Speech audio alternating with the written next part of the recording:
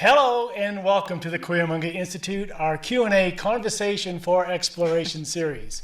I'm Paul Robert, the Executive Director and President of the Institute, and along with my wife, Laura Lee, the Director of Research, Education, and Outreach, we want to thank you for joining us today. The Cuyamonga Institute is an independent, nonprofit research organization committed to researching consciousness and the human experience following the footsteps of our founder, Dr. Felicitas Goodman, anthropologist. And as an educational institution, we recognize to thrive, we must take an open approach. So we invite scholars in related fields to help broaden the scope of our own work and exploration. So that's why we call it Conversation for Exploration. And on these Sunday discussions, we've had a full spectrum of topics, from the arts to the sciences and everything in between. And you're welcome to visit our website at cuyamongainstitute.com. All of our presentations are free, and as a nonprofit, we invite you to become a supporting member. And of course, we want to thank you, the community members, who have been supporting the mission of the Cuyamonga Institute. Today, we tackle a mythic phenomenon, strange carvings on architecture, and what most would think of as a pagan design. However, what makes this interesting is that these figures, often referred to as the Green Man, are carvings in Christian churches, cathedrals across Europe. We see vegetation, branches, vines sprouting from the mouth, nostrils, and other parts of the face in the carvings. What's the meaning? Primarily, they're interpreted as symbols of rebirth, representing the cycles of new growth, which makes sense, but I bet there's much, much more.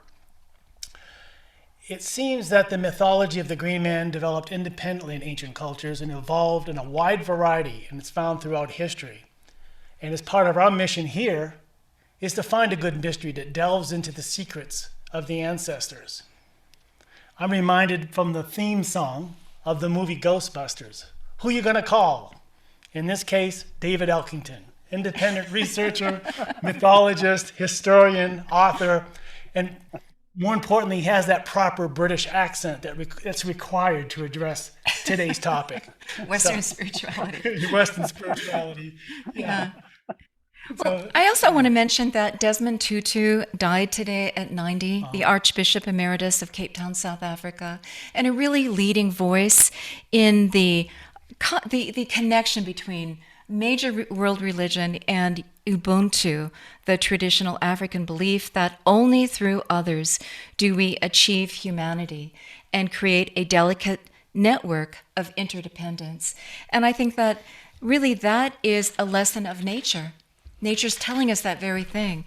That is a lesson of our early societies and our wisdom traditions. And I think that we here celebrate that which has been eternal, which is enduring, which is so necessary for us today to learn and relearn and reclaim and embrace. And I think that the Green Man is a piece of that.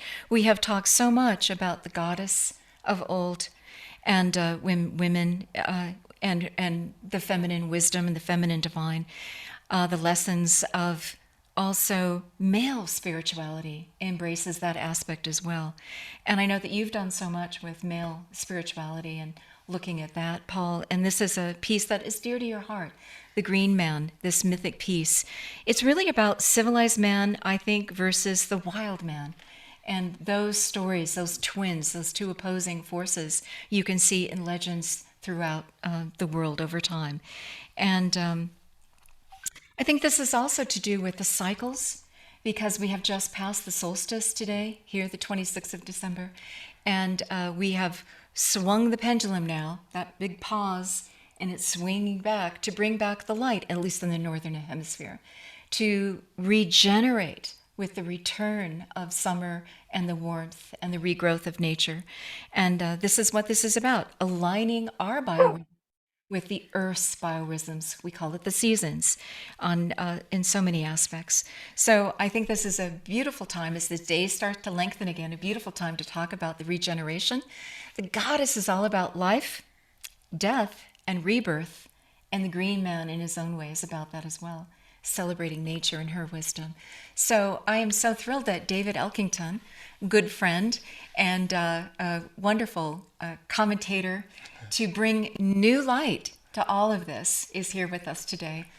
So Thanks for helping us celebrate the holidays, David, and welcome back. Good to be here, and Merry Christmas to everyone, and a Merry New Year. I think it's going to be a very interesting New Year as well. I think it's going to be fun, actually. I think it's time we woke up to the idea of humor, of fun, of just not taking anything seriously. I think that could offer quite a few insights for us over the next few months or so. Let's see what happens. And that's the spirit of this regeneration: is let's start a new cycle. Let's with new Yeah, absolutely. Yeah. We're in a first sense stirrings. Yeah, we're recycling, aren't we? we Yeah. nature's very good at that, and we're So we- define yeah. the green man. Yeah, I was Let's going to define. say, especially if some of us Americans are less familiar with the whole concept. What do you mean by green man, and what is this thing? It's interesting that aliens are supposed to be the little green men, right? Right. That's how we That's know what we green think of men. as, But yeah, no, yeah. there's a much older green man. It's all connected. This is the issue. Nothing is not connected. This is all connected and rather intimately so. Show us an image of a green man, Paul. Okay. Paul Let's has have put together a slideshow. if you walk into a Gothic cathedral in Europe, you'll see these things everywhere. They're absolutely stunning. They're so beautiful, and yet they're so mistaken or misinterpreted. And it's so it's just not right, really, because the problem is with the Green Man is that he has become prone to being discussed only in terms of modernity and what we think he was. This is one of my favorite Green Men. The chap on the right is the Bamberg Green Man from Bamberg Cathedral in Germany, and as you can see, he is a figure who is made or composed almost solely of leaves, or appears to be looking through the leaves as if they are a mask. And you look at him, and some people say he looks rather sinister, and they're kind of haunted by him. I don't think he looks sinister at all. I think this is a man who's, yeah, I think he's full of wisdom. He's got something to say. And where you see this guy is actually just below a statue of the Virgin. So that should tell you something immediately. I think we have another Yeah. one of that. This is beautiful Bamberg Cathedral, one of the oldest in Europe. It's again, I think it's on a Cistercian foundation, and of course the Cistercians were very moralistic. They hated decoration. They hated anything that kind of was not austere, but they allowed green men, and that again is another key here. And this one, to my mind, is the greatest green man on the planet. It lives in a village where I used to live. In an ordinary church, you go through the main door of this 12th century church, and you look at about 11 o'clock, and there it is, this extraordinary image of a man who is breathing regeneration. He's breathing leaves, but look around, not just breathing them. There are birds here who are kind of living off the hawthorn berries that you can see depicted in the most gorgeous way. It's like something from William Morris almost, from his fabulous wallpapers, The Strawberry Thief. But at the center, this extraordinary chap who is, what can I say? He's regurgitant with splendor. You know, Well said. And that's a beautiful three-dimensional carving, isn't it? it's really wonderful, and it really does bear a good visit to go out of the way to look at him. He is just simply wonderful. I absolutely adore him. I've spent many happy hours in front of him, actually just admiring the quality of the carving, as well as what he represents. It's just magisterial, and yet on the interior of the church, there's nothing else at all. It's kind of bleak and blank, but there are a few green men on the outside. But here we have another one. Again, he's what can I say? He's regurgitant with splendor again. He's actually giving birth to greenery. But now look at, as a clue, just look on his forehead. We have a three-pronged leaf. Okay, bear that in mind. Mm-hmm. And And what the he is Trinity means. yeah, and he is a boss, and he is supporting the archway, as you can see above him. So that again is another plus. And if you look to his left, you can see the beginning of another archway. So again, you've got something here that has impact. It has meaning. It has something to do with the actual fabric of the church. Otherwise, it would not be in a church. Ah, okay. Okay, We're going to make that connective tissue here as we go we on. are. We are. We're just going to do a review of the Green Man at the moment because I think that we just need to familiarize ourselves with him and his many manifestations. This is obviously an 18th century version, possibly early 19th century, in Trafalgar Square, not far actually, I have to say, from a pub called the Green Man, which I have frequented on occasion. Uh, and they serve green beer, which is rather fun. Um, some of my favorite ale is green, as all Irish people will know on St. Patrick's Day. Um, and best drunk with a straw for effect. And this is an amazing uh, development because here we have almost Zeus, the father god, as the Green Man, and again giving the game away to a certain degree. But there we go. Now we're going back from the 18th, going all the way back to the Norman period in England. We have possibly this may even be pre-Norman. It might actually be Saxon. And here we have again a primitive variety of the same. He seems to have half a moustache. He seems to have done a bad job in shaving for that morning, I have to say. He's got half a beard as well. Perhaps his name is Arthur. I don't know. But as we can see, he's kind of regurgitating foliage, but it's in a spiral form. Again, another clue. We look at the Fibonacci series. We look at the heads of sunflowers. We look at the whole, aspect of the ratio of phi and all of that. And here we have golden section there for all of us to see.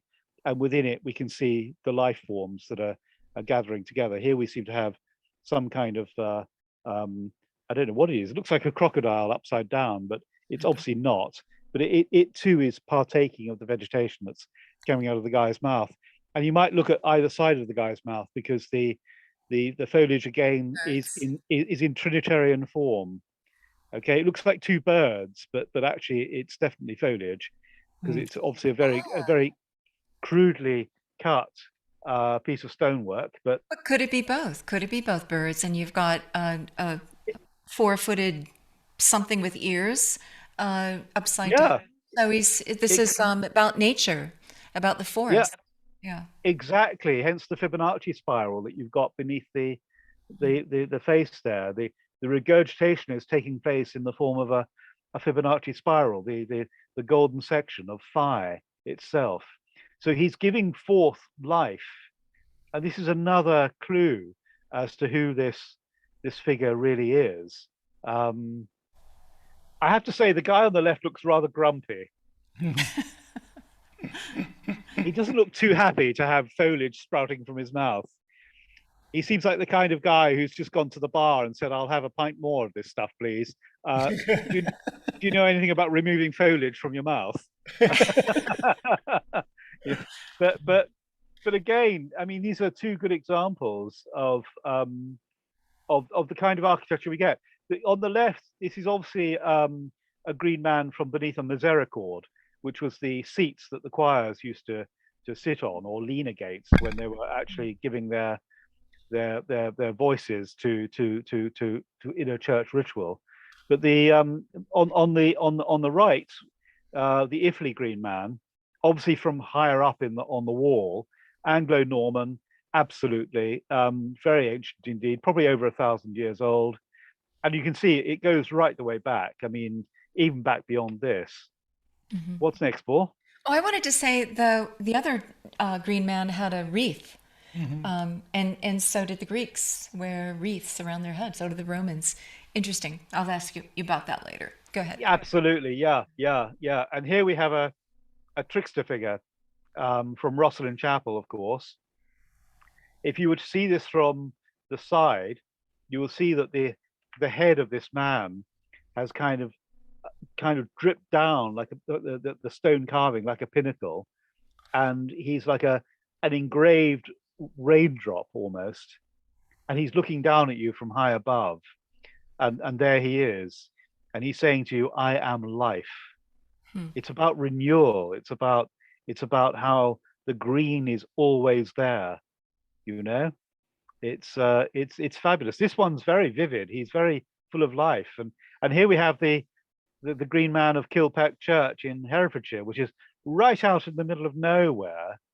And you go into this extraordinary granite church, which is on the English-Welsh border. And there we have this extraordinary face with these, what they call engrailed foliate beginnings. The engrailments are actually the dots that you can see within the foliage. And of course, then this wonderful decorated curviness of the newborn foliage, which is not far from reality, of course, because in springtime, when you see foliage emerging, it is rather beautiful. It is very shapely before it becomes what it becomes, before it begins the process of decline, as it were. I like So, his so eyebrows too, and he's wearing a Celtic torque around his neck, which is, you could say, could be a vine, twisted yeah, vine. absolutely. Yeah, no, he's a gorgeous example of Norman symbolism, right on the edge of of of the Norman Celtic um, Hmm. world, as it were. And also He's a, berries. You had hawthorn berries that the birds were eating. You've got berries here. Those are fertility symbols right there. Those are the seed. absolutely, yeah, Yeah. yeah. We've got uh, again. There's all manner of growth going on. David, Um, if you need to address the dog, that's fine for a moment. Is that yeah? yes, I've got a green dog with me, by the way. Okay, Don't you that's mind? okay. That's fine. Well, So, we'll take a look at a couple. I'll go back through a couple of these that we just spoke about, and it's just fun to see the. No, it's fine. I've just given the green dog a green bone, Oh, and hopefully the greenness will continue. But okay. no, I mean what you're seeing with all of these is such a variation on types of growth. As you say, we've got berries, we've got leaves, we've got new branches, we've got animals within those branches, we've got birds, we've got deer, we've got all manner of things. Um, and again, all of it's a clue as to really what's going on here. sorry to interrupt. I was going to say those of us that was brought up in traditional Christian churches, it just does. It's a symbol that it doesn't fit the storyline. It doesn't quite fit. Where is this association with Christianity here in these churches? We're going to come to that because I want to I want to get us familiar with this beautiful image Yeah, before we start to plunge into the mysteries behind it. Because beautiful. you know, obviously in America you don't have this tradition because the tradition goes back to the times before America was inverted commas This is discovered 12th and 13th by and a 14th centuries. this is a lovely one as well. Carlisle Cathedral. It's beautiful, and as is this one here. This is at Southwell Minster in Nottinghamshire, which of course is Robin Hood country, and Hmm. of course Robin Hood is a part of this story as well. So And he we'll wore come to that green. shortly. Yeah. And he wore green, absolutely. I saw Errol Flynn yesterday in The Adventures of Robin Hood.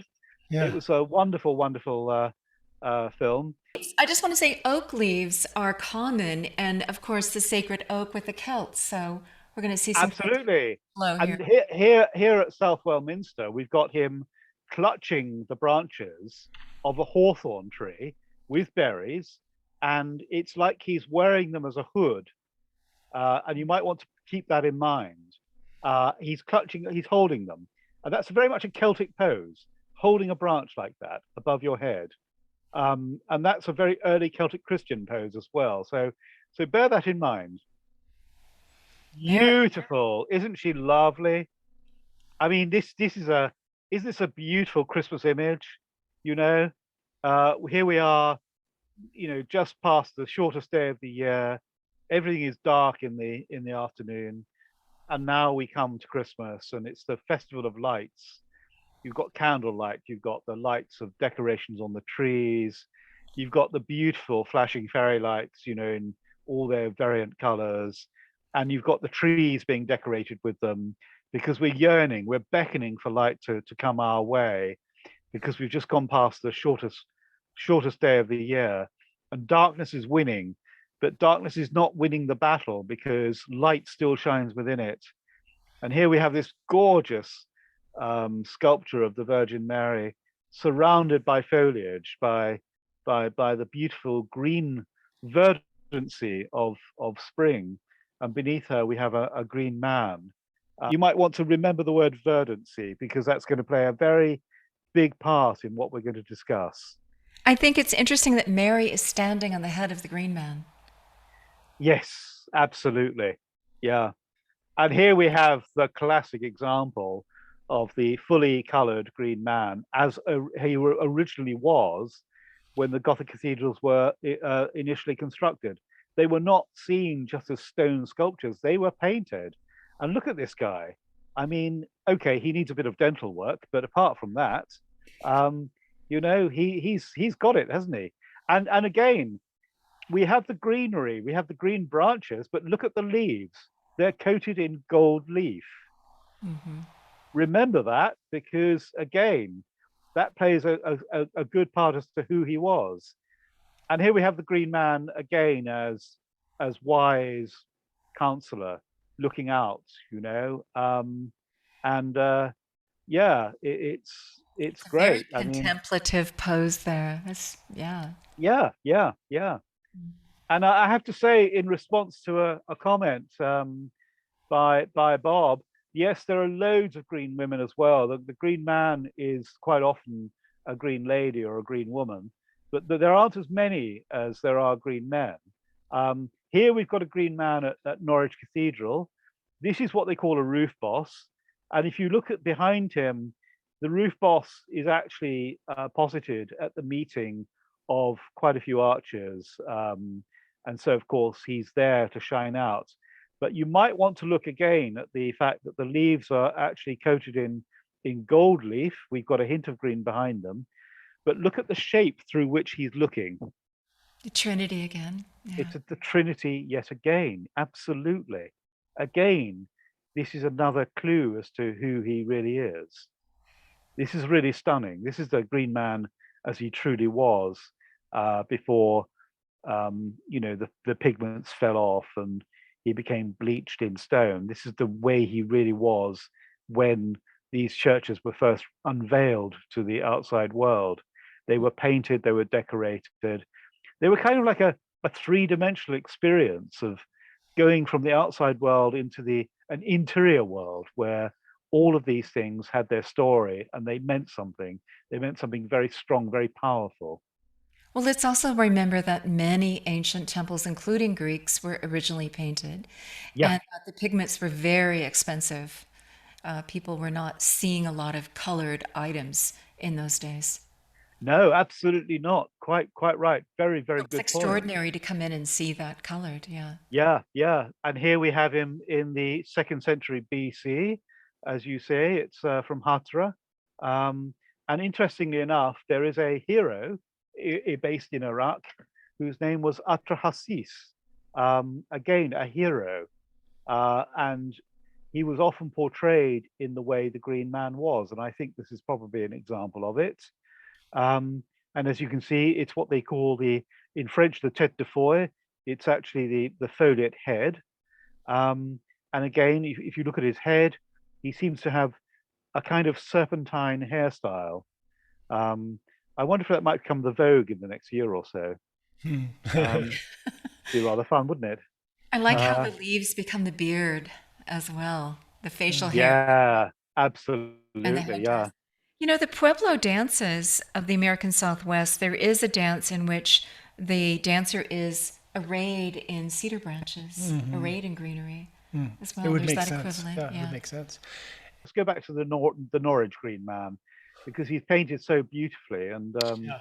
he expresses so much the real meaning of what the Green Man is. Now, I must tell you now, it's a sign of the times, unfortunately, but if you go into a cathedral, quite often you'll see tour guides, going around and they're doing their bit and telling people what the Gothic cathedrals were, what they mean, and so on and so forth. But I mean, as you can imagine, when I go into a cathedral, I want to know what they are. I already know to a large degree, how they were built and what the symbols mean.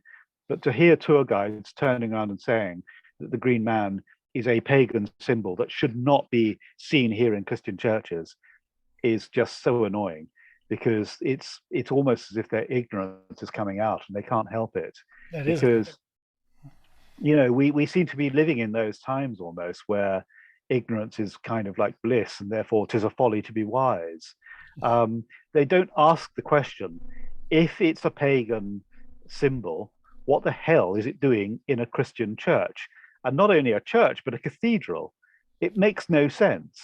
And furthermore, the use of gold leaf on the leaves is a sign of immortality.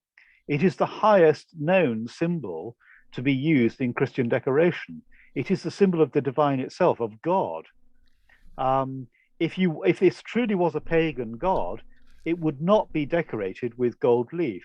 It therefore means that it is divine, and therefore it is a part of the Christian message.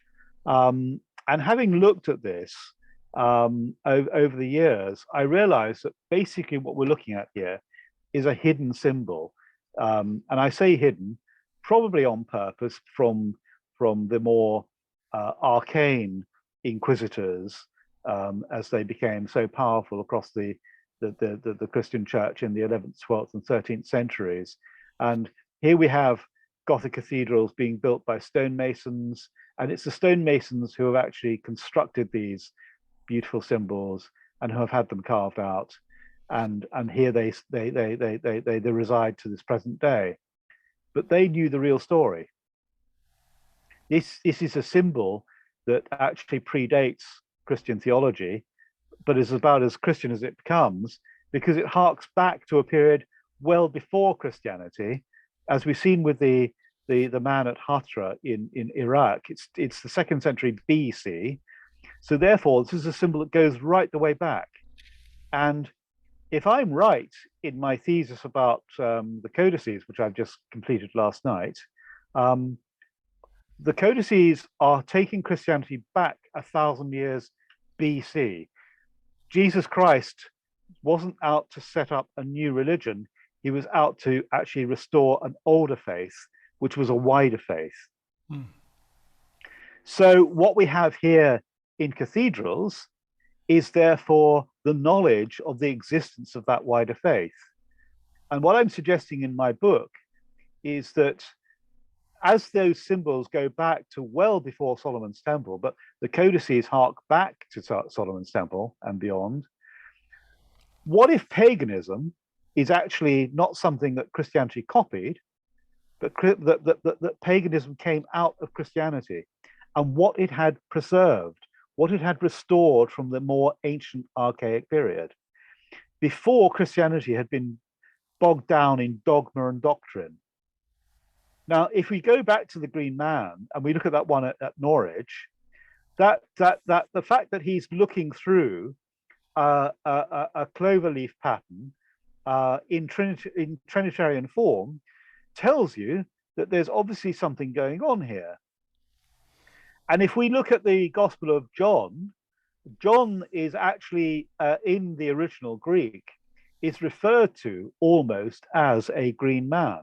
Now, John is the one who talks at the beginning of his prologue, those wonderful words, in the beginning was the Word, and the Word was with God, and the Word was God.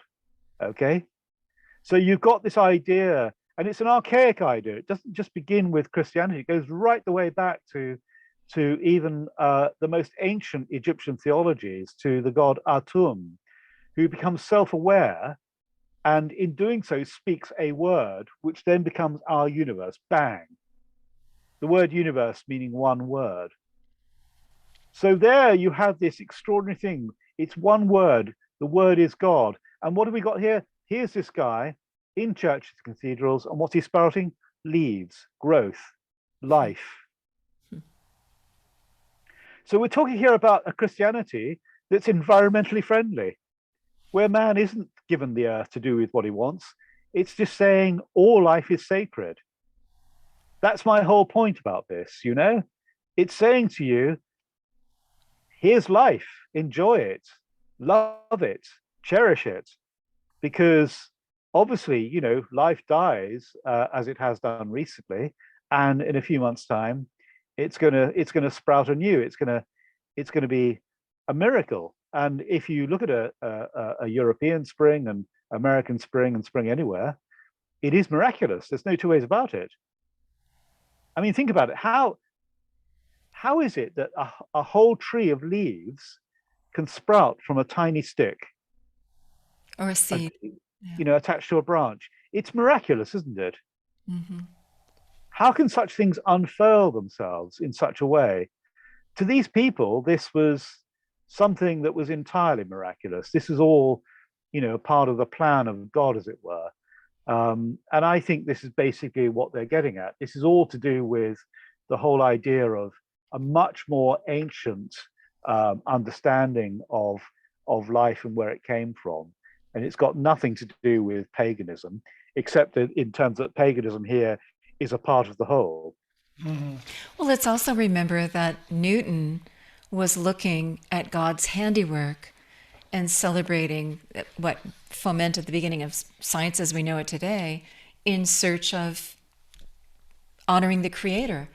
And the plant kingdom, life, biology, that's God's handiwork. It seems so simple, and yet we still have to constantly, maybe as humanity, be reminded of that fact, of that connecting point, that life is life and all of life is connected, and that we're not independent, and that we're not somehow going to be able to fly off and live on Mars instead because we've ruined this planet. I mean, somehow there's just, it's such common sense. It's so elementary, but we still seem to miss the message. Or at least, I don't say we, but many people seem to miss the message. Well, I also think there's a little bit of hubris involved with let's go to Mars and colonize it for the few who can actually get there or who are wealthy enough to get there, when, as we mentioned before, Desmond Tutu was saying, based on his deep African tradition, we need to create a delicate network of interdependence. That's what nature does. We need to achieve humanity through all of us. We need to bring all of us together. That's absolutely right. And I think that's what the original Christianity was trying to do. Yeah. And then, of course, Save us all, not just the few. yeah, corporatism took over, as it were. And corporatism, as we know, ruins everything in the end. It's kind of like the entropy that eventually hits a system and makes it break down gradually over time. A good example of what you've just said, by the way, is that the planet Mars is associated with the color red. And if we look at Mars in literature, famously in H.G. Wells, Mars is associated with war, with aggression. Yeah. And of course, Mars is the Roman god of war. And in his Greek version, he's also a god of war. But ironically, he's married to the god of love, Venus. Right. Okay? Because love, you know, is able to besmirch war, calm him down. Now, this finds its expression in another version of the Green Man, which of course is the court jester. The jester spoke wisdom to power, if he dare. But of course, that was the traditional role. He was the joker. He was the man who had the sense of humor and the idea of irony, of satire, who would get across to the king in a subtle way the fact that he was completely barking mad or completely wrong, or perhaps even right, which could be a very dangerous thing. But interestingly enough, the jester's colors are the classic colors of the Harlequin. They were red and they were green. And green. In alternate squares on his shirt, his jacket, his vestment. Okay. Now, red and green, interesting, isn't it? Because of course, red is the wild man of world mythology. It's the god Set in Egypt. It's Satan in Christianity. It's the wild god Nimrod in Hebrew mythology. It's the god of desert places where there is no greenery. Everything is arid. It's blown to bits by a hot Sirocco wind. Okay? And then you have the green god, Osiris. You have the god, you know, who is the hero, who promotes growth, who is associated with new growth, with greenness, with verdancy. because of course the word verd in Latin Green. is green, exactly. So therefore he is virtuous.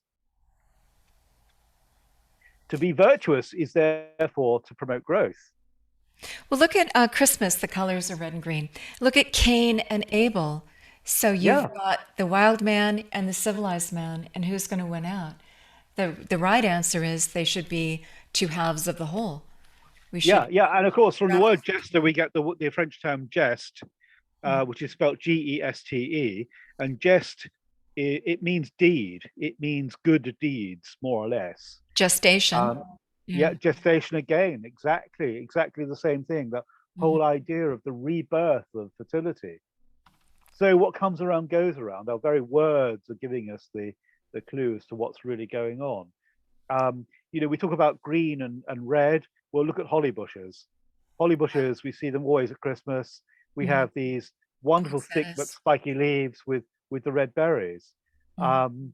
But now, interestingly enough, the Linnaean categorization of holly in the Latin is ilex, Ilex, which in Latin means from out of God. I also think the Okay. red and green, red blood, green plant life also, Yeah, we're yeah, yeah. interdependent with the plant kingdom. Let's go back to Osiris and look how green he is because, and then there's that astronomical association because you mentioned that Osiris and Iris really are later incarnations of Sopdet and Saw, is it? Yes, Who yeah, are yeah, a yeah. huge part of the heavens and the eternal part. And they became Osiris and Isis. And Orion, right? His constellation was Orion, would rise when the Nile started to flood and would bring back the possibility for life to water and to nourish the new crops, the new cycle. And so he's green to indicate that regrowth, that regeneration. And it was time to the heavens. The But cycles. don't forget also green is the color of death because of course when we die we go green. We break down. We are The organic bacteria come over people. and we're a Exactly. Yeah. compost dish here. Yeah. Yeah. Yeah, absolutely. I mean, I've often turned around to people and said they said to me, "Are you compost mentis?" And I say, "No, I'm more compost mentis, really." Um, uh, but no, I mean, joking apart, the Osiris is green for many reasons, but he is the god of verdancy, the god who brings back life from death, which was the ancient principle. And what did Um, he do? But he was reborn, even though it was in the afterlife, through the yeah, administrations of his wife Isis collecting his parts and putting him back together. exactly. And as I've just said at the end of After my his book, twin brother killed him. Okay. Hacked yeah, him. and as I've just said at the end of my book, the savior, this whole idea of the savior being male, is an utter nonsense because in all of the myths of the Middle East, and it's implied in the Gospels, by the way, with Mary Magdalene, the hero harrows hell. In the oldest version of this story that we have, the Ras Shamra texts found at Ugarit back in 1923, Baal, whose name means the Lord, is the son of God, the son of El, and he decides that one day he will accept an invitation from his twin brother Mot, who is the god of death, to go and visit him in the underworld, and Mot kills him, and Baal can't get out of the nether regions, he can't get out of hell, but it's Baal's sister Anat who goes down, and she really is in kick-ass mode because she goes down there and she kills Mott. She tears him to shreds. She is so annoyed, and you wouldn't want to meet her on a good day, let alone a bad day. She goes down there and she tears him to shreds, and she's the one who pulls Baal out of hell. And that's the implication you get in the Gospels with Mary Magdalene. It's that actually it's the female who's the savior, not the chap. I And think that's as it should be. It's logical, I you think know, that's what a true marriage because is. We have each other's back, right? Yeah. Yeah. absolutely right. The two work together. I mean, the whole Yeah. idea of the green man is a masculine and feminine concept. It's the two working in tandem, but each has their role, you Hmm. know. This has been distorted by the church, who says, "Oh no, no, no, the savior's a man." Well, yes, to a degree, but the woman also is a savior. They both have their roles, and that's what you have in the Legend of the Green Man myth with Osiris and Dionysius and others. I mean, I can give you an example in terms of Dionysius. The Green Man, going right the way back to the medieval period, was also called the Jack in the Green. Okay, now the word Jack in French is Jacques. Okay, and Jacques literally is from the Greek Iarchus, who was the ancient name of the god Dionysius. And Dionysius was portrayed as green, and Dionysius was the god who harrowed hell, and he was actually pulled out of hell by his mother, a lady called Maya, but sometimes called Mary. You know, I think if we go back to the Paleolithic, I think that we've often, we all, even today, we want to get back to that beautiful, pristine, mystical relationship with nature. And we miss that. And we have various rites and festivals and annual events to try to get back there. We talked about Oktoberfest in that sense. Right. Let's get back to that direct relationship with the goddess. We look at various festivals and how needed they are to get back. When we were there as hunter-gatherers in the Ice Age, before civilization began with agriculture and the warming period between ice ages that made it possible, we had that direct relationship with nature. And we are missing that in some sense. We want to harken back to that. Don't forget also, though, that the denigration of the female is actually an insult to the masculine as well. You know, we feel that loss. And the church's denigration of the female has been almost complete, and now it's resurging again, thank God. But I personally find it an insult, because I don't want to have my masculinity offended by the lack of a female presence. And I don't want my femininity to be desexed. Love Mother Mary and what she stands for, but it's really taking away some vital aspect of it is. I mean, you know, this is why in the legend of Robin Hood. Now, Robin Hood is another man who is associated with wearing green, because Robin is associated with the Green Man, and Robin has an equal partner in a lady called Maid Marion. Mary. Okay, now here's a thing that you're going to find interesting. Robin, curious name. I looked it up, and Robin goes through all the way back to Anglo-Saxon times, and probably goes back before that. In fact, I found the presence of a figure in northern Yemen, going back to around about 200 to 300 AD, called Rabbi Yahud. Now we know that a certain section of the Jews after the fall of Jerusalem in 70 AD, after the time of Jesus, made their way along the frankincense route and founded a colony in Yemen. Okay, and they were Jewish Christians. So suddenly we've got a link between Jesus, these Jewish Christians, and then of course during the Crusader period, you then have European knights going to the Middle East for the first time, and they're bringing back with them all these extraordinary myths and legends. And of course, at precisely this period, you have the rise of the legend of Robin Hood. Now, isn't it interesting? If you look at the legend of Robin Hood as you see it in the films, and obviously, you know, the early legends are variable, okay? And a lot of this has been accrued over the centuries. But the basic essence of the legend is, A, he actually robs from the rich to give to the poor. Redistribute the wealth. Yeah. B, and by the way, I'm no Marxist. B, well, not unless it's Groucho. B, Robin is surrounded by 12 followers. C, during his most famous encounter, he meets a man, a very tall man wearing a bearskin rug over a river. And then the man challenges him, and Robin is ducked in the water by a man called John.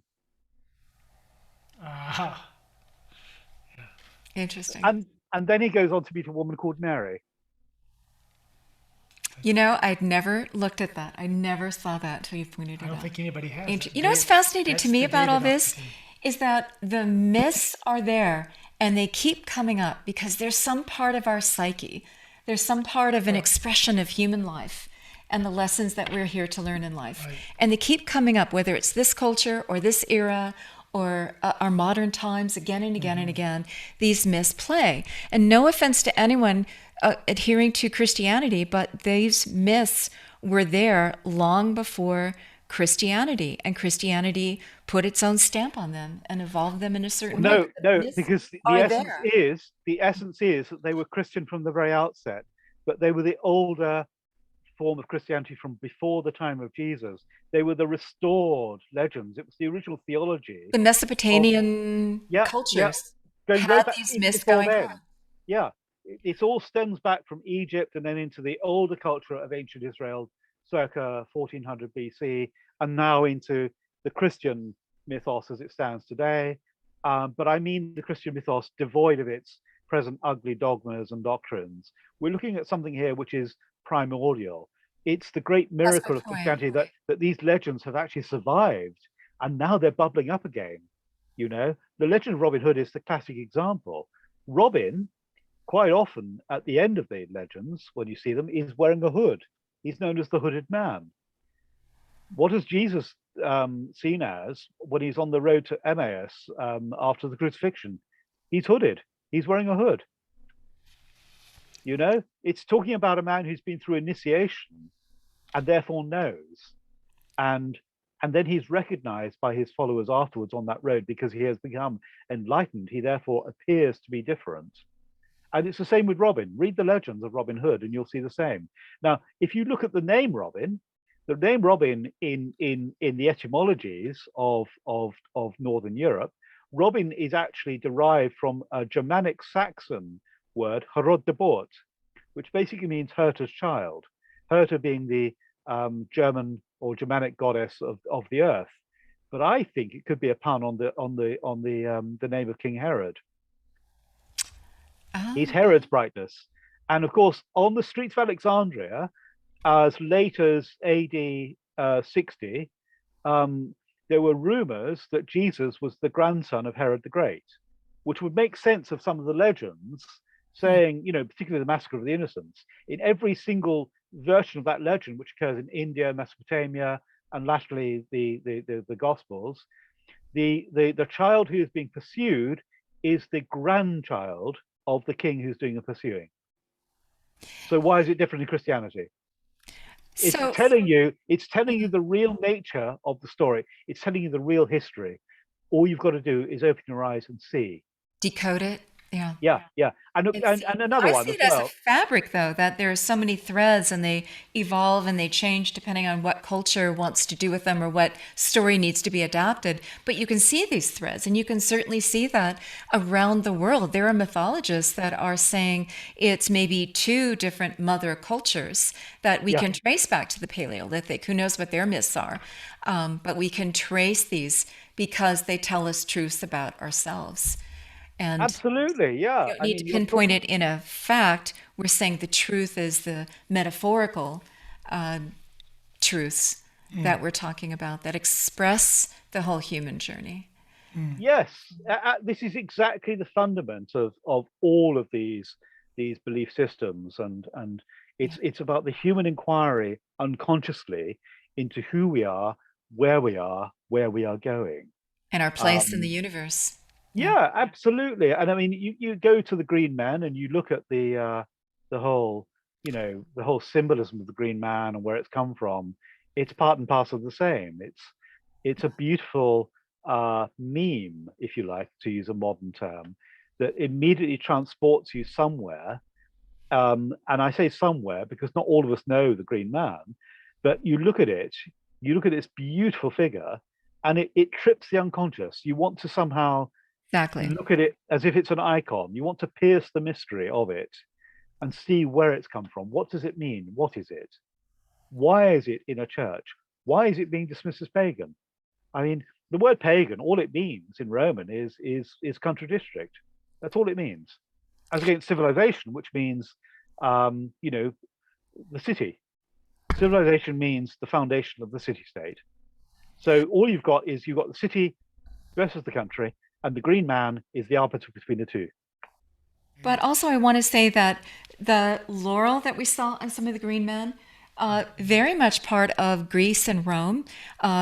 We wear sprigs, look at Titania and the fairy realm, right? They're wearing green sprigs. But Romulus and Remus were the twins raised by a wolf. So there again, they have nature. That's a metaphor for being immersed in nature, raised by nature. And yet founders of a huge city-state. And the earliest mention of a member of the Julian royal house, as it became, is dated to 500 BC. And it mentions a figure called Julius Proculus, who, whilst actually on his way out of the city of Alba on his way to Rome, actually encountered the apotheosized Romulus, who was then at that stage called Quirinus, who appeared before him and said, "Why are you persecuting my followers?" And Julius Proculus fell from his horse, was blinded, and had to be healed of his blindness by another chap, at his home in Rome somewhere. And Julius Proculus said, "Gosh, now I've seen you in your enlightened state. I will no longer persecute you. I'll now become one of your followers." How interesting that 500 years later, a chap called St. Paul has exactly the same conversion experience. Mm-hmm. You can read it in the book of Acts. He falls from his horse. He goes blind. He has to have his blindness cured because Jesus says to him, "Oi, mate, why are you persecuting my followers?" And Paul sort of thinks, "Oh gosh, this is the boss. I've got to be careful here," and becomes a convert. He suddenly becomes one of those anti-smoking types, somebody who was smoking 60 to 100 a day, and suddenly he's gone from one form of extremism to another because now he's become an extreme Christian, And it's the same thing. It's the same legend. It's the same myth. And Paul was a Roman citizen. So he would have known the legend of Proculus, as would have Luke, who wrote the book of Acts. So what they're doing is they're keeping alive the same old. Yep. And they're telling you that there's a secret initiation going on here. Mm-hmm. Just read it carefully. And look all we have to do. Look at the story behind the story. Also, we need to say that in these cultures, they may have been illiterate, but they knew the symbols. The stories were told. Everyone told the same stories. They knew their mythology. So they would just see a symbol and they would know what it meant. But Laura, what is the alphabet if it's not symbolic? Yeah. We have taken for granted every day we read the ABC, and the ABC is merely a series of symbols that we have now taken so far into our being that the very neurites of our brain are now alphabetic in shape. Symbolism is everything. Yeah. So therefore, you can be illiterate. You don't have to be able to read words, but if you understand the symbols, you're literate. The truth all the same. Yeah, absolutely. Language of spirit, I call it. Yeah. Let's just have a short break. I'll be back in about 30 seconds. That works out well. Well, I'm going to say something, which is David mentioned the Fibonacci number series, or the spiral, the famous Fibonacci golden mean spiral. I think that you can just see that in nature and copy it because the vines and the leaves and nature, it's all there. You don't have to know Leonardo Fibonacci discovered this in the few hundred years ago, and he was a monk, and he put the sequence together. 1, 1, 2, 3, 5, 8. That's really about self-referral for the next cycle. So the cyclical unfolding of nature is right there, inherent in the plant kingdom as the Fibonacci spiral. Look at the nautilus shell. Look at our hands. Here's the Fibonacci. There's the golden mean right there, 1/3 to 2/3. You can observe it without having to have the intellectual knowledge of it. So I just want to say that it's there. What looks beautiful to us. And it's proportions that we're used to seeing in nature, and sounds that we're used to hearing that follow these mathematical principles that we recognize as beautiful, right, fractal. Yeah. It also applies to mythology. The whole idea what Dave is talking about, that the story it comes from a story, it comes from a story, it comes from a story. That the reality is that the human, like Joseph Campbell did such a great job of bringing to our attention, is that contained within the story is who we are. And so what culture you look at and how far back you go, you follow those storylines, and we still look for it. And so we can watch a modern day film like Star Wars and have that journey, or we can go back to the origins of humanity and because look the for that hero story. journey again and again and again It describes repeats our itself. process of life. The repetition continues. Yeah. Yeah. Hi, Jean, and welcome. Yes, hi. Let's see, am I unmuted? Yes, you are. We can hear you. Oh, okay. Good. Yeah, I just wanted to bring something. It's like the idea, why are we discovering these figures in a Christian church? Actually, maybe we should ask, was it in Christian church in the first place? That's the big question. Now, there is a lot of discoveries being done, like all the big cathedral in northern France, they were not built by Christianity. And the idea of Mary as the goddess, those churches were built for the goddess before even Mary appeared on the scene. Now, what you find in all these old cathedral is the runes. They are all over the place. You can read. Now, an interesting thing is like these people that built those cathedrals left the messages in stone. And what's interesting is the word we use for paper in French is papier, which means not stone. So you can easily burn any information that was written on paper. Now you can't do the same when it's on stone. So it's still there. The messages are there. So another interesting thing is that all the Renaissance parts in France, now you had the king, the Valois, which was before the Bourbon. Basically, the Valois were the descendant of the, if you want to call it, the old religion, which was all over Europe, which was having to do with the goddess, period. It had to do with the goddess Odin, and you name it, it's all there. And that's in the churches like Chartres and all Notre Dame. You know, we wonder why Notre Dame. I mean, in the beams of Notre Dame, where the people who built it left rune markings in there. So the idea of, this goddess thing to me is just like interesting. And so I was going back to the Renaissance. Francis the First built all these chateaus on the Loire Valley. Now, guess what's in there? Runes. You're going to find all symbols, Celtic symbols, like in the Chambord, the famous chateau of Chambord. In the fireplace is the Triskel. Now, what is it doing in the Renaissance chateau, right? The Triskel right there. And it's all over the place, symbols of, so I did put something also in the chat. If you guys want to watch it, it's a recent movie by this guy called Pagan TV. His name is Oleg of Normandy. And he's been doing research on this cathedral, and he has a lot of information going on. And to me, it's interesting that this all, Christianity came with the Roman Empire, fighting the old religion through. And then when you get, so this thing that I have posted really also talks about Joan of Arc, how Joan of Arc can be burnt by the Christian when she actually saved them. So, and why was she doing as a woman, being all of a sudden this warrior woman? Only in the old religion did you have people like Valkyries and women who were warriors, not in Christianity. So wow. It's very interesting. This whole thing is coming out right now, a lot of it.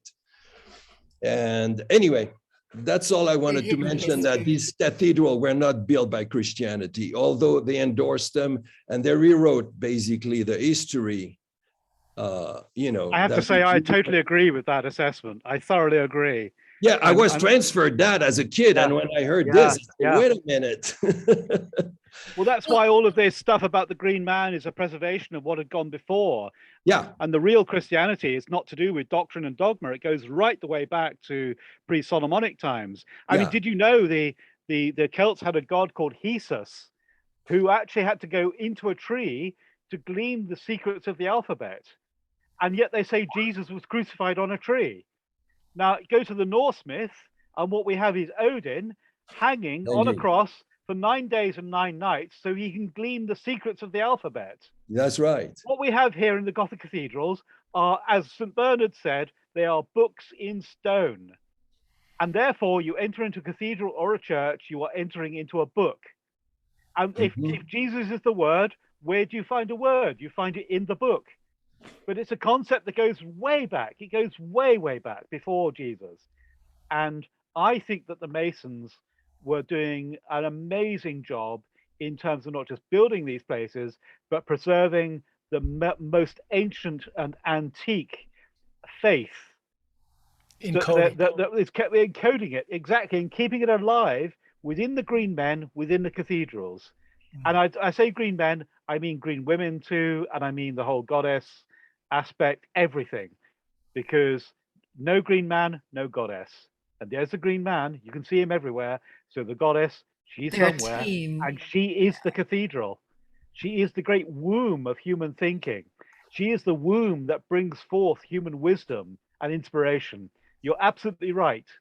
Yeah, you know, on Notre Dame in Paris, now you have the goddess is above Jesus. Yeah. They didn't put, and then somewhere up there is also Odin. Now nobody knows, he's way up there.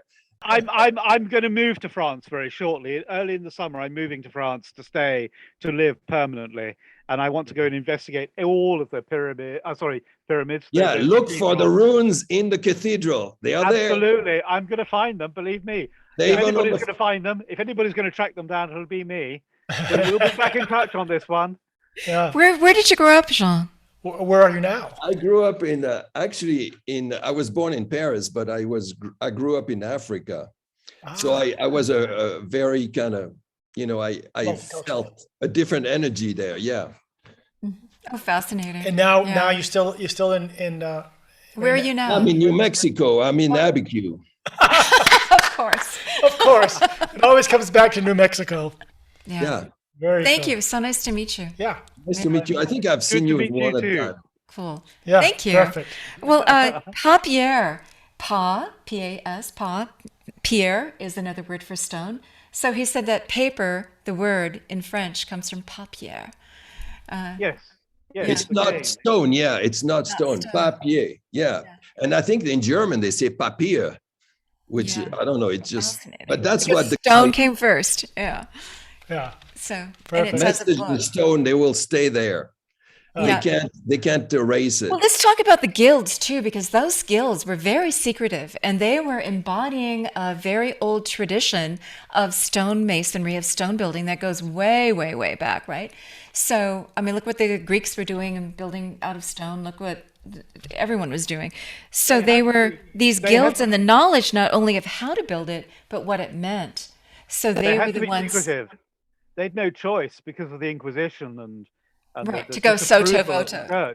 Yeah, which is why you have all this symbolism throughout the churches and cathedrals. That they could hide it right there in plain sight. Yeah. And so therefore, it's not surprising then you have the development of Freemasonry from the same. And ironically, you have the complaints of modern scholars saying, oh, we have no proof. Well, we do have the proof. The scholars are merely coming from the Christian viewpoint. They don't want this stuff coming out. Well, I don't know that that's their motive, but it's just a matter believe me, looking at the whole picture. Conditioning is a big motive. You've got to really be careful about the conditioning of where you come from in order to actually understand and appreciate where we are going. But isn't it a beautiful message that all of humanity through time has been celebrating the light, has been celebrating those eternal values, has been celebrating nature and our place in it? I mean, that's a beautiful message to know that, hey, really, we're all on the same page here, folks. We need to learn it more and more now, though, with the environmental crisis engulfing the Earth. We've got to be much more aware of the fact that we need the Earth more than ever.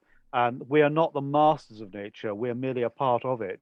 We really do need to appreciate that. The church is instead telling us that we were given the earth by God to shepherd it, that we are masters in a sense. And it's so not true. We are actually a part of the creation. We are not the creation, and we are not below it. We are merely a part of it.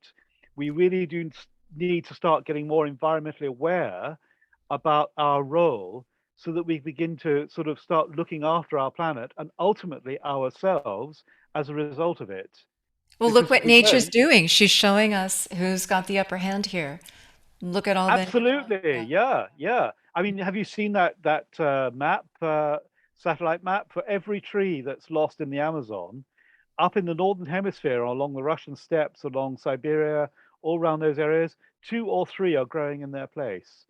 There's a kind of a massive balance going on. I read about You that. know, Yeah. yeah, it's Nature, absolutely Gaia astonishing. principle is alive and well. Yeah, and She in the very rebalances and early, she's got self-referential feedback loops. yeah, yeah, and in Egyptian Homeostasis. religion and in the early Hebrew religion, the figure of wisdom was the earth herself. So we've got to start listening to her. You know, we are all sons of wisdom. We hope.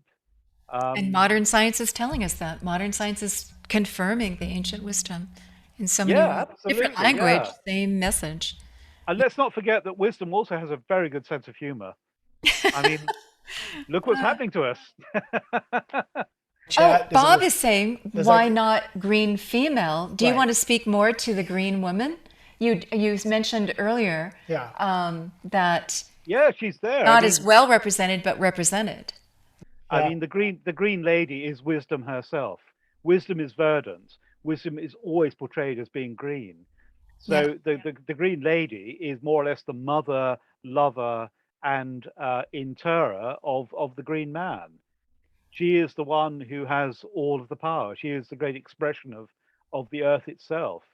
I don't think that Um, we need to paint the female goddess green, though, because she represents nature. She represents life. It's through the portal of women that we get delivered here to have a life on earth. The female is that creative womb. The universe is that creative womb. So she's wearing all of it. I haven't been out with a green female yet, but I'll let you know how it goes. And fairies are green, right? The fairies are traditionally. Exactly. Again, that's another Yeah. aspect you brought up there. Wonderful to you to bring up the whole idea of fairy. The whole Okay, then idea we're of going to have to fairy go is look at the Wizard of Oz and why is that witch green? Oh, you say that if we don't listen to nature, then havoc is wreaked, and we're certainly living in that era, are we not, David? You mentioned yeah, that absolutely. terror and terroir, earth, come from the same root. And Yeah, so they the do. earth can, I mean, there's destructive cycles on earth. It's because volcanoes happen that it refertilizes the land. So there's violent cycles, but they're all part of the whole big picture of Well, it's life, death, very and rebirth. curious in how in the myths it's the goddess of love who's married to the goddess Mars, who is the god of war. So you've kind of got a balancing there. You've got the pouring of oil on troubled waters. You know, Those it's are a the two curious that need one. to dance and work it out, Yeah, right? yeah, Yeah. Get into absolutely. And step here, folks. Yeah. yeah, I think life is a dance in that way. You know, Well, you and mentioned, go ahead. that's certainly what we have in the mythology of Robin Hood and Marion and the Sheriff of Nottingham. To go back to that, I was going to say that of course you have the character of Robin's enemy is Sir Guy of Gisborne, and Guy of Gisborne is always portrayed as wearing brown or red, as opposed to Ah, Robin's green. That's interesting. something else you might want to look into as well. It's really fascinating stuff. Our myths are giving us so much. There's so much more there than what you just read. It's the symbols themselves. As you go into them, you realize there's just so much. These things are verdant with meaning. And when you dive into a story, dive into it symbolically as well as literally. Well, you mentioned the green beer of your favorite tavern there in London. Red beer was part of an annual festival in Egypt celebrating Yeah, Sekhmet because she was there trying to destroy humanity to bring them to justice. You have erred, human beings. We're going to give you a little swat back, a lot of bloody gore. And so what was the god that came down and said, well, let's just tinge the beer with pomegranate juice so it looks like blood. and then she'll drink that, she'll get drunk, she'll go to sleep, and then we can calm down and then have that reset again. So I think that's interesting. So my opinion would be that the goddess embodies all of it, and there needs to be those cycles of destruction along with creation. You have to break things down to create the compost for the new life to spring. We need to accept that there are cycles. We also need to accept the fierceness when it's called for of the female. Believe me, my mother issued that quite a lot as needed. Everyone's mother did, right? That was her role, keep us in line, teach us some good lessons. So I just think that I'm an inclusionist, right? I think you're absolutely right. I think that's very much the case. Yeah, absolutely. I think we just have to get used to the idea we go through life cycles, and hey, this stuff happens, you know. And yeah, we're going through it right now, and it's great because we're watching the toppling of systems as we know them. You know, Wasn't the pandemic all about Mother Nature saying, children, you've been bad, go to your room, think about it? It might well be, you know, and to see our politicians flailing around and trying to kind of, you know, be bosses when you see them all looking like complete fools, is all part of the cycle. It's all a part of the idea of learning. But of course, they're not giving the impression of learning very much at all, which is why I think the whole thing will be probably swept away. And I suspect that this is one of those, you know, once in a brief period changes that we go through where things are swept away by the earth because we need to actually face up to who we are and what we're doing.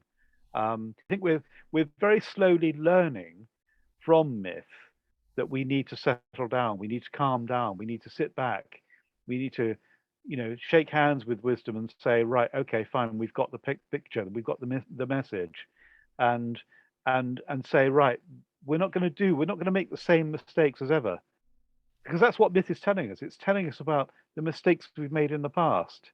Cycles repeating themselves, and this is one way the ancient wisdom can come forward to us is in mythology. It endures, and symbol, it endures, and it's universally understood, and it's striking something deep within us to speak to us. As a child in the tropical zones of Northern Australia, Papua New Guinea, my father was involved in the Royal Navy, and I never actually got to see a real spring, as it were, because in the tropical zones, Always you know, green. it's always the same. And then in the early 70s, I came back to the UK, which is in the Northern Hemisphere. We came back in April, and I saw for the first time how bleak things can be without greenery.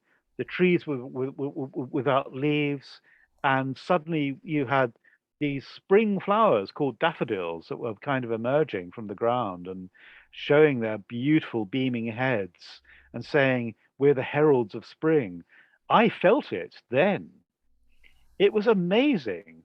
And then I found this amazing piece of music by Benjamin Britten called the Spring Symphony, which you should play. It's wonderful stuff.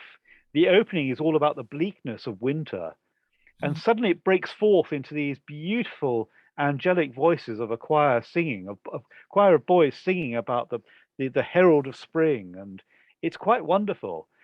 And for the first time in my life, I got to see about the whole miracle of life rejuvenating itself, having died, having battled in the underworld, and now here it was emerging again. And that first 3 months in this country were just bliss because I was suddenly seeing the green emerging for the first time. And it was new green I've never seen before.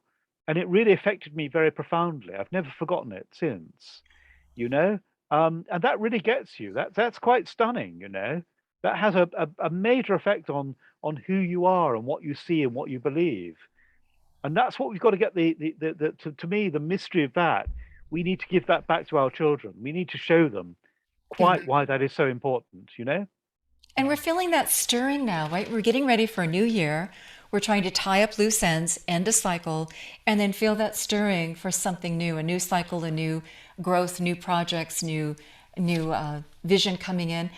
Marianne is saying that today on CBS Sunday morning, it's a popular news show, David. They have great segments.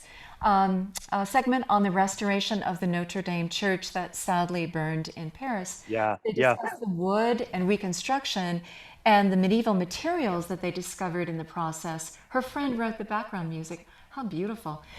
There is a book that I read long ago, and it was about cathedrals in France that had satellite cathedrals around them that were placed in imitation of the constellation of the Virgin. And this is very interesting.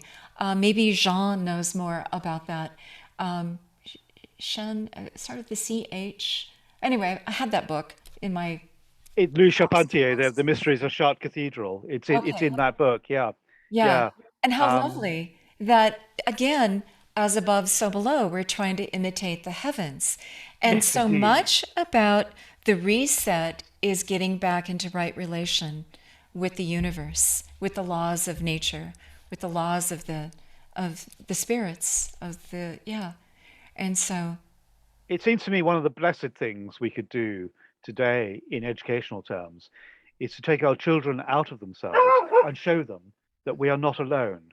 We are not really the masters of all that's around us. yeah. We are merely, the arbiters, as it were, of knowledge to our children, to that which comes after us. We need to show our children that the cosmos above us is a reflection of who we are. We need to take them out of themselves to see themselves in context. If we see ourselves in context as young people to the rest of the universe as we can observe it when we look up in the night sky, it gives you a kind of sense of humility. And that, in its way, is a very effective educational lesson for us to focus back here on Earth as to what really matters.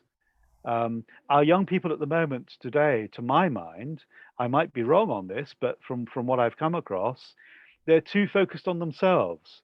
They're too focused on iPhones and their iPads, and they've got no sense of the scale of who they are, where they are, in tandem with the rest of nature. If our children therefore can't see where they're at, how can we rescue ourselves? Or How can we rescue plot a anything? future path. Yeah, Okay, I want to recommend a movie which was on Netflix, which Paul and I watched for Christmas yesterday. And this was Don't Look Up. And this right. is a fun movie about an impending comet discovered by the astronomers going to hit Earth. They try to go and warn Washington. They try to get a rocket going to go and deter it, which is a plan, which I think Tony and colleagues can tell us about sometime soon. What is the actual contingency plan so that we don't have another Earth-destroying cataclysmic comet or asteroid come and bump us off, and as has happened in the distant past. And so it's hilarious about the president's only interested when it is going to help bump off a story she doesn't want in the news. So now she's embracing it. The rocket starts to go off, but then it's deterred by the rich the rich rocketeer who wants to go mine. Let's not destroy it. Let's mine it, and then we'll bring all those riches back to Earth and rare earth minerals, and so it goes from there. But it shows you the social media. It shows you the logic of the world leaders and how they're trying to preserve their own skin there for the next election. It shows you the greed of all the billion gazillionaires and what they're really about, and saving themselves at the end to the detriment of let the rest of the world blow up. We'll go exit. A hilarious commentary. And I was also reading, yeah, they say it's a metaphor for climate change and how we're not listening and not employing our resources to really apply to climate change while there's time. You miss that window and the trajectory continues and can blow you up. But it's such a metaphor really about our values and what we're thinking. And I was reading today a blog from a big influencer who's talking all about, go out there and win, and go out there and do this, and go out there and win the eyeballs, and go out there. And I'm thinking, he's got a blog and a podcast. I'm thinking, I'm going to write him and I'm going to say, bring me on your podcast and let me argue the opposite. Just see if you're brave enough to hear the opposite point of view, which is that there's more to our bandwidth of our mind, to put into our mind. There's more of a dialogue to be had. There's more of life to be lived than just win, win, win, win, and this narrow train that you've decided to board that you think is going to take you to the top. There's much more about life and the values and who to dialogue with. And we're trying to move through dialogue, but have this dialogue and maybe open up to some other perspective here and use your time and your resources for something bigger. The ultimate manifestation of the green man was in the form of the shaman.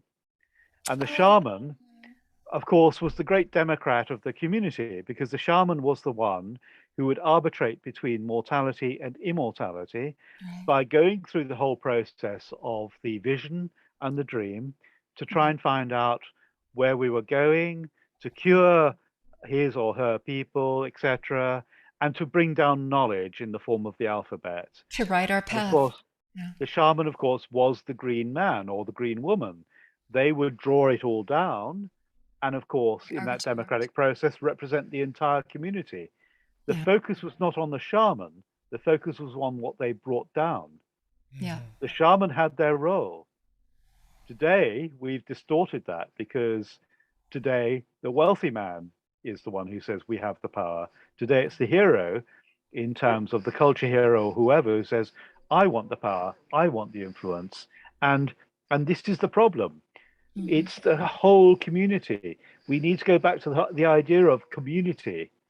Now, I'm in danger here, of course, in terms of talking about community and its importance, of the word communism. But I don't mean that at all. What I mean is communitarianism. Going back to the idea that we can understand as a whole, we are social animals. Myth is about society. It's about where we go as a whole, not as individuals. And biodiversity is to be celebrated. Absolutely, it is. Yes, it's time we were much more compassionate and giving about our fellow human beings and our fellow life forms as well. Thank you. The web of life here. Yeah. Absolutely. I mean, life is so beautiful. It's our home. Yeah, life is really, really beautiful. And we share this home. Yeah. And it's gorgeous. Yeah. You go out and into an English hillside in late winter, and you look across the great hills into the misty, distant future, into the misty, distant, the mileage across, and you can see this great haze ahead of you. And the haze, you can see it in the bushes, in the trees. It changes imperceptibly color from being a brownish color to more like a purple haze. This is just simply stunning. And I walk around with my mouth and my eyes agog at the sheer beauty of it, Yeah. It's just wonderful. It overtakes every part of you. And so many people now are so busy going from here to there, from A to Z, and they don't have time to stand and just look at this, the sheer beauty of it, Well, I also think encounters with wild animals are so magical. When we were on a visit with you in England, you took us on a walk with the mist all over, and a white wild horse just walks by. Oh, here, I'm just walking by, and we're looking at this. Mythic. In Tony Hall's patio, we're sitting over coffee, and we turn around, and there's the wild horses of Placitas, New Mexico, just browsing on the garden. I mean, can we live more closely with nature? Microdosing now, right? That's how we're trying to bring the shaman back, with all the microdosing that they're doing. But you can go there direct, and it's a very beautiful space to go there and commune with the gods, commune with nature, commune with Gaia, commune with the universe. We have that capacity totally within. We have spontaneous mystical moments. We can get there normally without outside agents, without microdosing. Beautiful techniques when they're guided by wisdom traditions. But I just say we have that. Evolutionary biology would not gift us with that capacity if it wasn't meant to be used. And that's also a piece of being fully human and to understand nature at her core. I just want to say that. And maybe part of this whole idea today of talking about that we encode our mysteries in our art that surrounds us, that we encode things that we remember, that we can pass it on to Our future ancient generations. ancestors did. So we can pass it on to future generations. It gives us that opportunity to have renewal. That's probably the power today of talking about the green man, the green woman, coming back and saying that that's within ourselves. So when you talk about the world of that shamanic experience and that it's a within thing, even though we look at it from the exterior, that it's coming back to as a reminder that it's within ourselves. So we each have an obligation to hold up the mantle of being a green man, being a green woman. It's within ourselves. It's a part of the earth. And that's part of why they encoded it to say, remember this, don't forget. You always forget. We can't even remember what happened 5 years ago. But so, we have to constantly keep reminding ourselves to hold on to the wisdom traditions because they'll be lost. Yeah. I appreciate that when we go back, the more we work with Paleolithic cultures and what we can decode from them, this was for everybody. It wasn't for just a religious specialist, which their shamans were. It's for everyone to partake and be part of that larger. Don't forget also that the word shaman in its original Sumerian, dating back to about 3000 BC, means the one who names. Yeah. Okay, so in the beginning of the word, Yeah. So he or she is labeling what they're seeing, right, in order to draw it down.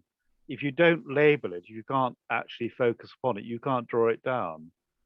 That's the element of shamanism that you've all been through in your rituals and things, But we as humans have this need to taxonomize everything. right. We've got to categorize it. Categorization to me is the curse of the human race, because it takes away the magic, because as soon as you can label things, as soon as you can actually put them into a category, that way you can easily put them into a cube somewhere and dismiss them, just tell them I'm an to go away. inclusionist. I say all of it's necessary. I want to name things, discern things, but I also want to be in touch. Tony had his hand up. We can add Tony to the conversation. But just to follow up what David just said, I mean, I think that's critically important that we have that ability to do both. To do both. Yeah. Hello, Tony. Hello, David. Marvelous, and what a great dialogue is going on. There was a question I had way back, and then Jean brought up the topic of Jeanne d'Arc, and how this relates to the Green Man. And I'm just fascinated with Jeanne d'Arc. I've gone to her places. I have almost had mystic experiences about it. And I would love to hear what the connection is there particularly. And I'm also curious about the Cathars, having wandered a little bit around southwestern France. Oh, it's fascinating because, of course, they're one of the major early Christian movements of Europe. I mean, they're dismissed as being bogomils by scholars today, but that's not wholly the case. In terms of Jeanne d'Arc, I'm fascinated by her legend because it's the second part of her name that interests me. Dark. I mean, what was the arc that we're talking about here? You kind of wonder, what's going on here. It's like she's kind of some kind of historical mythic figure, and she's a woman as well, for God's sake. I mean, she's rescued France, and here she is being burned at the stake by the Christians. Even when she was approaching the Dauphin, there was a legend, apparently an ancient legend, that was evoked of a young woman, a virgin, who was going to save France, a warrior. Yes. And so I don't know where that story came from. I've heard of that story, but maybe that's part of it. It seems to be a continuity of some level. Yeah, I mean, I don't dismiss the whole idea of these prophecies and these legends. I mean, today historians would say, oh, of course, it was part of the general hysteria of the moment, but then they casually ignore the root point, the source of where that hysteria actually it emanated from. It is interesting that in landscape legends, you quite often get this. I mean, we had the same thing in the period of Jesus Christ. A prophet, a savior would come along. Of course, what's ignored, of course, is that the savior at the time was also female, not just male. And here we have a restoration of the same thought with Jeanne d'Arc, because of course she's going to save France, and of course she's a woman, she's not a chap, which is of course verboten under the the terms of the Catholic Church in her day. So God help her. And you wonder, oh, hang on a minute, what's going on here? And then, of course, we go down to southern France, we look at the Cathars. And of course, with the Cathars, it wasn't just chaps who could be priests, of course, it was women too, which, of course, is exactly what the earliest version of Christianity was. I mean, the foremost amongst the apostles was Mary Magdalene. Ta-da! She was, she was the one. And of course, what happened? Immediately the church is set up, she's sidelined.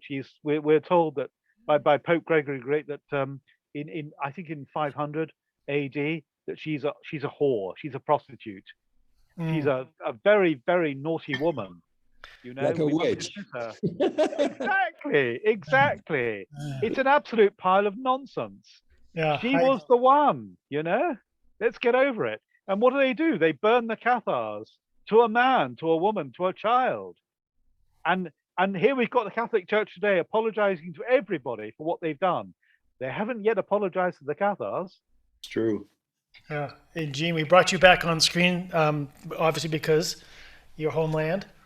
Yeah, I was thinking, she has another name. You have to watch that video that I put up because it will explain a lot of things in regard to Joan of Arc. Now, an interesting thing about the Catholic Church, Joan of Arc was sanctitized 490 years after. Yes. So you start saying, why did they wait 490 years, to make her a saint if she saved France? There was something else. She happened to be one of the, women warriors of the other religion, and she had to be. It seems like, the more I hear that sort of pathway, it seems like that makes a lot more sense because there's not much explaining Joan of Arc without connecting her to the old religion, which was, the Viking religion, basically. How would the Viking religion get the Dom Rome? I think it's plausible, but I'm just wondering if you'd comment on that. Well, it's all related to all the cathedrals and all the history of what was there before Christianity pushed its way north. Vikings colonized Paris for sure. Yeah. The answer to that, to be specific, is in the Normans. The Normans were actually the Norsemen, and they invaded northern France in around about the early 900s, and they brought the Viking religion with them. It was already there in situ in France, but they established it as a permanent basis. And then, of course, the Normans then permeated their beliefs all the way down to the rest of France from there on in. And of course, and all these cathedrals were absolutely. Normandy was like a big place. You see Bayeux, Chartres, all these places were like, that's where the big cathedral were first began. And who is the present Duke of Normandy? Because it's a title that still exists, and she's the direct heir through grandfather, great grandfather, all the way back to Rollo, the man who invaded Normandy, and that is our Queen Elizabeth II here in the UK. She is the present Duchess of Normandy, and she represents everything that the Vikings brought over. Yeah. So interesting that 20 years after Jeanne d'Arc was burned, she was found innocent in a second trial. And she is probably the best documented person in history between the two trials that were extensive and also the time she spent with the Dauphin being interviewed for, I think, 3 months before she was given an army. So it's just a very interesting thing. Wow. Okay, and if I could just drop a coincidence in. 2 years ago, I was asked if I would like to buy the farmhouse, which was the last place that Jeanne d'Arc stayed when she was being taken to be martyred in Rouen. Wow. Wow, great. That's amazing. I've often wondered about the road to Rouen. Yeah. Now I know where it comes from. Clever. Thank you, Tony. Well, apparently there are tracks on that. So thank you very much. Yeah, thanks, Tony. Yeah. Okay. Well, what haven't we covered here? So, I mean, coming back to the origin of the conversation we started out with, talking about this element of it, the green man, green woman in this case also, and how it's so surprising to many that it's within the churches and cathedrals of England. But now, David, you've done a great job of bringing it back and showing us origin stories. And then, like Jean mentioned, a lot of these cathedrals were built prior to that. They were not built as Christian churches originally anyway. Well, and when they were built, there was some secret knowledge that was. When we went to England and we went to the chapel and did the sound testing, that church was a Templar Cathedral. David about that one. Yeah, that was a Templar. St. Catherine's on the edge of the sea. It was saved because it also served as a lighthouse. Right. Otherwise, it would have been King changed. Henry, whatever, didn't tear it down with the rest of them. So it's fascinating. Yeah. No, it's a really amazing stuff. I believe the Templars brought back a lot more information with them to Western Europe than has been credited to them. And I think the Green Man was a large part of that too. They were obviously very connected to the guilds, to the stonemasons and guys like that. They knew the underground stream, definitely. That you get very much the feeling of when you're researching it. The problem is, as a historian, is finding the documentary evidence for it. And there isn't much there except what's written in coded form. And I found plenty of codes and stuff, and that's easy enough to unfurl. But historians today are kind of hamstrung by the need to find documentary evidence, even though the circumstantial evidence shows that this was very much the case. Mm-hmm.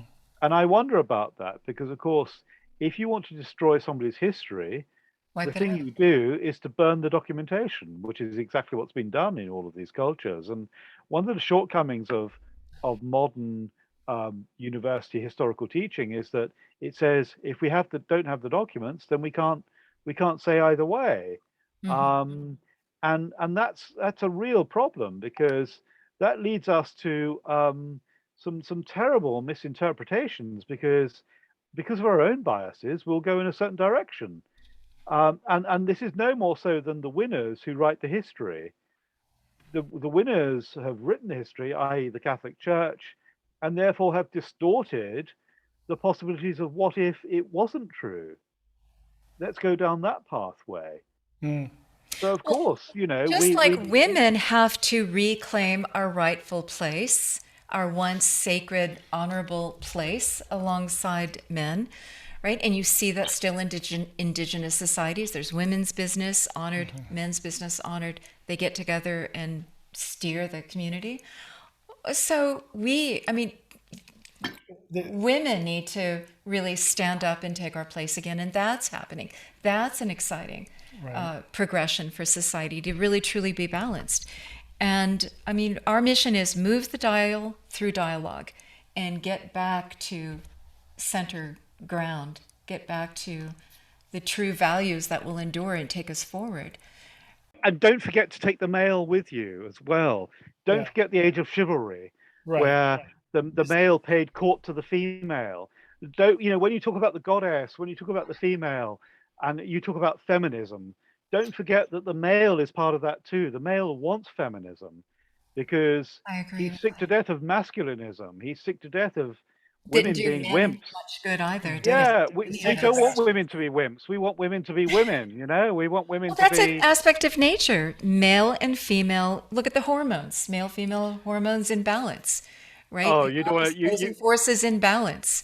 We need. You don't want to know about my hormones. I can tell you now. I've been on the tablets for many years now. But I think that really, what are the leaders of today doing? We don't get into politics. We don't get into religion here. We get into mythology. Well, speaking of religion, we get into eternal truths. We get into the meta message. No. I wanted to also touch on the topic of Christianity. Since we keep touching on Christianity throughout this conversation, there's the historical aspect to it, and then there's the faith part of it. We're not here in any way to discourage or to say anything about anyone's faith. We're here to talk about historically what's happened, some of the origins of these artifacts that we're referring to here. But again, and look at Desmond Tutu, who was an archbishop and also married that wisdom tradition of his own culture, and to say that we need to create a network of interdependence. We're all one family. What a fantastic man! What a fantastic life lived! Yeah. Yes. What an amazing man to have such vibrancy, such joy of life. that even in the face of such hatred and such enmity, he could still burst out laughing. Yeah. That's a great example for the world, you know. And to stand up to And apartheid and all the other injustices. absolutely, Yeah. absolutely, you know, we're all with him tonight. We're all So I don't sending think him it to heaven, matters you know. where you come from, what your culture is, what your gender is, and it's just like speak the truth, the eternal truths. Absolutely, we don't have to be anything else other than ourselves. Once we find out who we are, like the green man or the green woman, once you are who you are, that's it. That's the truth. And I think you can go back. You can go back to how the first peoples expressed it. They looked to nature. They were fully living. The lessons are there to be learned again.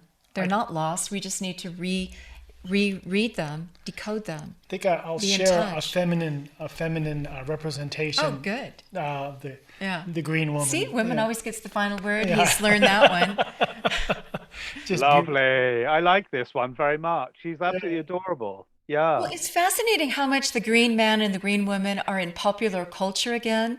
So it just bubbles up again and again and again, isn't it? Yeah. Absolutely. And I will round off by saying to everybody that the green man is in all of us. Just allow it to happen. Don't be alarmed if you've got leaves and branches sprouting out of your nose, ears, eyes, and mouth. Exactly. Just let it happen. let it be the expression of who you truly are, and then we can all walk forward into the future. And if you see a man with pruners and you know, ready to come and chop you by, just give him what for. Send him on his way to raise anew the voice of nature as it truly is, and for us all to be a part of it, not to be superior to it, because we never can be. Well, David, you're always exciting and fun and interesting and compelling, and I can't find any more words to say, but you're just a fabulous interviewing person to spend time with, and researcher. Your ability to hold knowledge in your brain, you're like an encyclopedia. You're so much fun. And so anyway, let's continue. My father always said to me, he said, I had a head full of useless information. I have to say, he was probably right, but hey, you know, somebody's got to hold it. Yeah. You guys are so brilliant. I love your community. I love being a part of this. And it's so great being able to engage with so many people online in this rural village I live in the middle of Oxfordshire, England. You know, I mean, what a difference from 30 years ago when you couldn't go online and connect with the whole world. It's amazing. Yeah, absolutely. And everybody, take good care. Blessings to you. I just, you know, and I hope you'll come back and tell us what's going to happen in March and April. Yeah. Yes. I'm sure Laura and Paul will drop a few hints, but believe me, it's going to be explosive. David's on to something. We can't even. No, it's his story to tell. That's all I can say. It's his story to tell. We'll let David get his things published and we're ready to roll. But don't go away until everybody's had a chance to say goodbye. Why don't you put it on gallery view? I can do that. Goodbye. Yeah, goodbye, everyone. Thank you so much. Thank you. Goodbye. Merci.